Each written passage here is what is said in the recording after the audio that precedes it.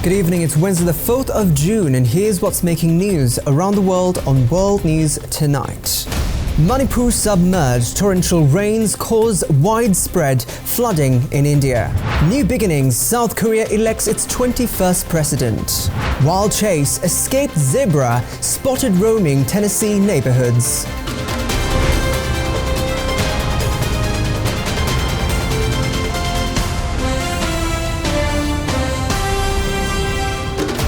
From Colombo, this is World News Tonight with Aquil Qureshi. Welcome back. Drone shots over the northeastern Indian state of Manipur yesterday showed, devastating and residential areas inundated by floods in the district of Imphal East, where people were seen wading through floodwaters. The death toll due to floods and heavy rains in northeastern Indian states has reached to 44, with at least 6 fresh deaths in the last 24 hours. Since last week, thousands of people in northern Indian states have been displaced after torrential rain caused floods and landslides in the region. 5 deaths have been reported due to landslides, taking the total death toll to 17 so far in the state. At least 1,489 villages and 617,136 people have been affected by the floods. In Arunachal Pradesh state, officials said 12 people died in rain-related incidents. The Indian Army said that it is leading relentless search and rescue operations under extreme weather conditions and hazardous terrain after a devastating landslide in the north region of Sikkim state. Indian Prime Minister Narendra Modi spoke to authorities in the flood-hit states and assured support to all affected areas. A severe drought has hit parts of China's wheat belt, especially Shanxi and the central Henan province, where more than a quarter of the crop grows. Last month, Shanxi recorded its highest average temperature since records began in 1961. In some parts of the province, the drought was so bad, farmers brought the harvest forward by a week. And while rain finally arrived in recent days, that has only threatened to disrupt the harvest for those who waited. In Ma Chao in northwestern Shanxi province, it was pointed out wheat still tinged with green, a sign it hasn't fully ripened, and fewer rows of grains on each ear. 2/3 of a usual acre plot usually yields 1,000 kilograms of wheat. This year there's an expectation of only barely half. The bed of a key reservoir in nearby Sanyuan County was bone dry and scarred with fissures when it was visited in late May. In Sidim village, about 90 kilometers away, the hilly ground is unsuitable for irrigation, leaving farmers reliant on rainfall. Just 2 days after a covert operation to strike Russian jets with drones, Ukrainian officials take credit for using explosives to take out the pillar of critical Russian bridge to Crimea. Tonight, another stunning Ukrainian operation against Russia. An explosion striking pillars of the Kerch Bridge connecting Russia to Crimea. And again, video of the attack released by Ukrainian security forces. The blast sparked by almost 2,500 pounds of underwater explosives, the Ukrainians say, and it comes 2 days after Ukraine targeted Russia's long-range bombers in another astonishing covert operation. Drones full of explosives launched remotely to attack the jets. You can see one leaving this truck parked near a Russian military base. Both attacks were months in the planning, Ukraine says. Russian President Vladimir Putin commissioned the bridge and personally opened it in 2018. Today is the 3rd time it's been struck. In 2022, a massive blast ripped it apart, closing the crucial military supply and civilian road and rail line. We were there when it reopened 2 years ago. This latest strike, more evidence Ukraine is going on the offensive, aiming to pressure Putin to compromise. Lee Jae-myung has been sworn in as South Korea's 21st president after a snap election triggered by the impeachment of Yoon Suk-yeol. The Liberal former governor won with 49.4% of the vote, pledging to revive the economy, heal national divisions and re-engage the North Korean while maintaining key international alliances. South Korea's Liberal Party candidate Lee Jae-myung was elected president in the country's snap election on Tuesday. Lee's victory comes 6 months to the day after he evaded military barricades to vote against a shock martial law decree from his ousted predecessor, former President Yoon Suk-yeol. Lee called Tuesday's election Judgment Day against the martial law that brought down Yoon, Lee's main political rival, and against the People Power Party's failure to distance itself from that decision. Yi's conservative opponent Kim Moon-soo of the People Power Party conceded the race in brief remarks to reporters. Kim was Yoon's labor minister when the former leader declared martial law on December 3rd. Yoon was later impeached by parliament, which Yi led. The Constitutional Court then removed Yoon from office in April, less than 3 years into his 5-year term. The martial law decree and the 6 months of turmoil that followed marked a stunning political self-destruction for Yoon, effectively handing the presidency to Yi. Nearly 80% of South Korea's more than 44 million eligible voters cast their ballots, the highest turnout for a presidential election in the country since 1997. Well, with that, of course, we'll be back with more world news tonight, but until then, we're going to jump into a short commercial break.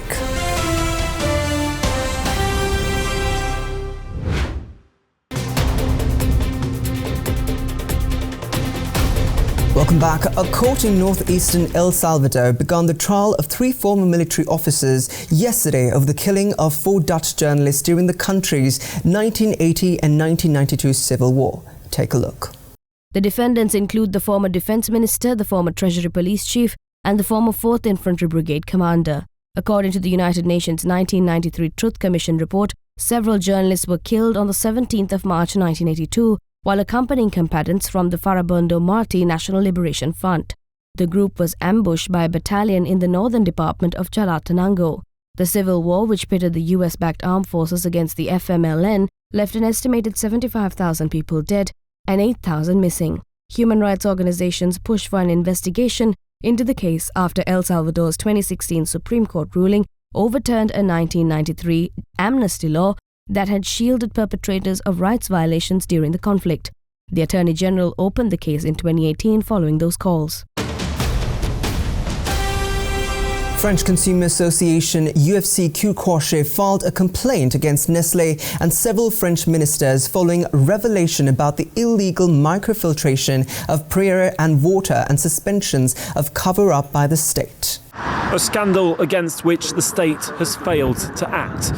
This is what has pushed France's main consumer group to take Nestlé to court.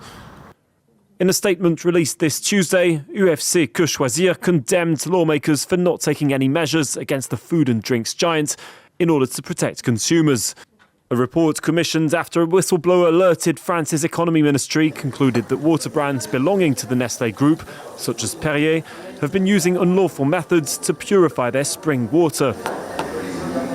As such, advertising Perrier as, quote, natural mineral water wouldn't just be misleading, but also false. We know that the French government has been aware of the matter since 2022. We know the President's Secretary General met several times and had phone conversations with representatives of the Nestlé Group. It was a lobbying group who told us, yes, Nestlé's lobbyist. We're not making this up. These methods include the use of UV rays, iron sulfate, and a filtration system that doesn't meet the required criteria. According to the consumer group, Nestlé isn't the only group to have used such methods, as at least 30% of French brands are said to have used them, some for up to 20 years. The heads of Nestlé have stressed that the methods aren't a hazard for consumers and that climate change and urbanisation are affecting sources from which they bottle water. A thick layer of Saharan dust blanketed Puerto Rico on the 2nd of June, casting a hazy veil of the island's iconic landmarks. Visibility dropped across San Juan and surrounding areas as well. Drone footage showed the historic streets of Old San Juan and the island's mountainous regions shrouded in a grey mist. Boats along the coastline moved through an hazy day, a result of the massive plume of dust drifting across the Atlantic from North Africa. Forecasters predict that the Saharan dust cloud will continue its westward path through the Caribbean and could reach parts of Florida within the next week, bringing similar hazy skies with vivid sunsets and sunrises while potentially impacting air quality.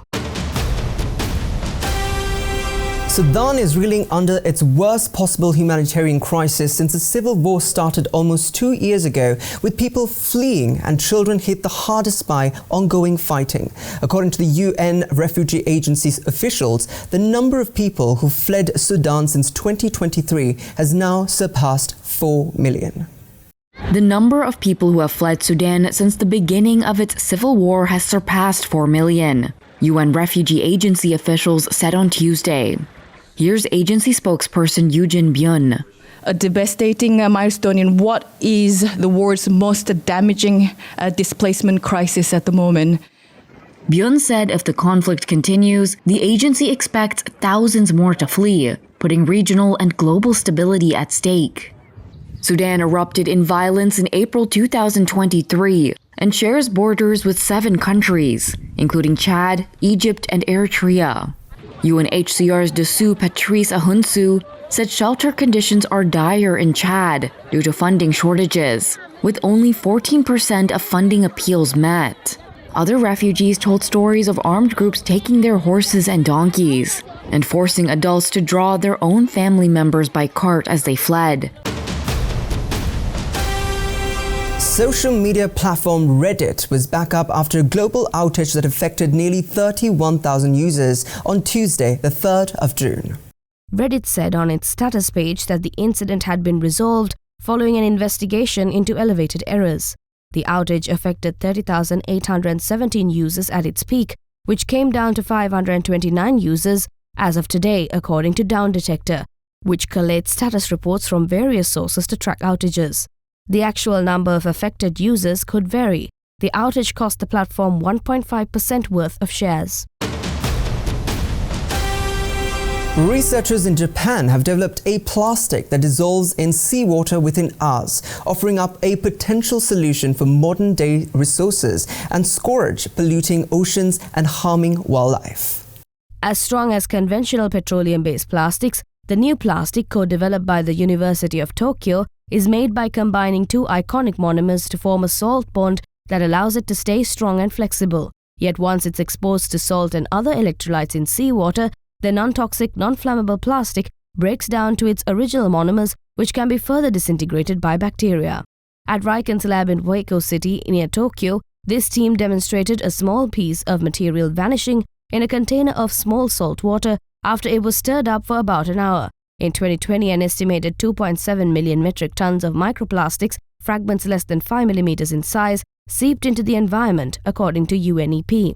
Recent studies have highlighted the damage microplastics cause not only to marine life but also to the human body, after researchers found tiny bits of this plastic in varying concentrations in the human brain, walls of arteries, and other organs. Scientists worldwide are racing to develop innovative solutions to the growing plastic waste crisis, and the need for sustainable alternatives has never been more urgent.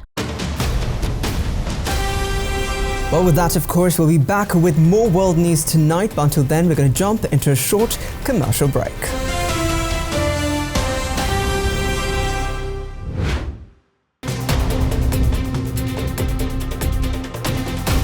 Welcome back. Over to New York City. Flip the script. Program trains at-risk teens, often with gun charges in filmmaking. This could be the beginning of rehabilitation methods for youth with trouble and pasts. This is a scene from a short film, but for the cast and crew, it's more than just make-believe. KJ Campbell lost his father and 2 brothers to gun violence. The 19-year-old was also arrested in 2023 for illegal gun possession. When I got locked up, it's like I seen everything. I seen how people and their talk, the way they move. I don't want to be like them. Okay. Campbell met mentor Aaron Jones and enrolled in a program called Flip the Script. Jones teaches his mentees a new mindset. It's cool to be positive and to do something with your life instead of just throwing it away. The New York City Mayor's Office of Criminal Justice runs the 40-week paid program and trains at-risk teens, often with gun charges, in filmmaking. So, we're going to the alleyway. Samantha Kleinfield, the office's executive director, helped create the program in 2021.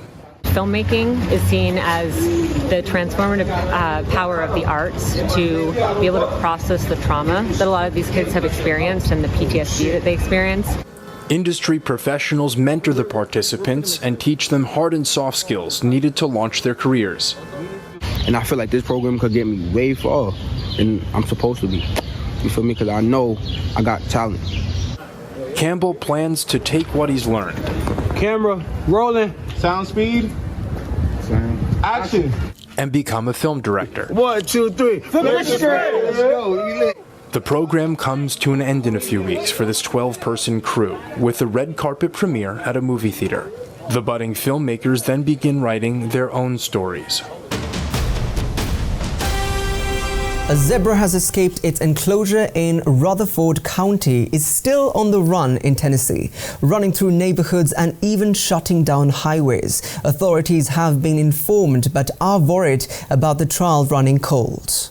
Tonight, the search is on for this escaped zebra, caught on camera in backyards, on sidewalks, even heading straight down this cul-de-sac just outside Murfreesboro, Tennessee. Well, I just can't believe that we were right next to a zebra like that. Danielle Petrie was in the backseat of her parents' car on Saturday when she saw the roadside surprise capturing the wild ride on her cell phone as the animal ran alongside them. The striped escapee then making a bold dash for the interstate.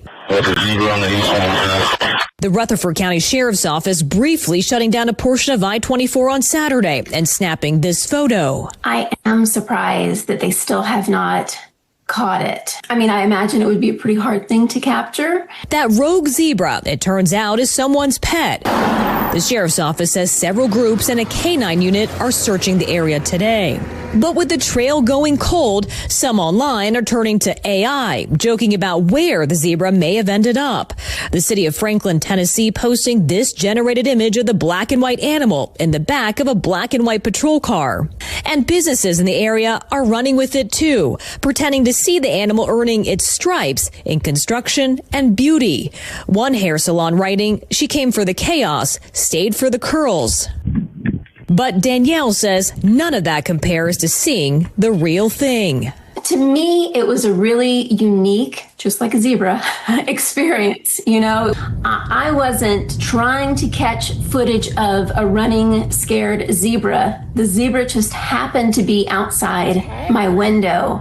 And yeah, I caught the footage. It was cool. And with that, we come to the end of today's edition of World News Tonight. With the hopes of seeing you again, I'm Akwil Qureshi, and we leave you tonight with the visuals of a planetarium show in New York mapping the moving skies. Also, don't forget to send us your feedback through our email, of course. It is feedback.ad24english@derana.lk or via WhatsApp on 076-805-7933. Anuradhi Vikramasinghe will join you next on Nightly Business Report. Thank you for watching. Good night.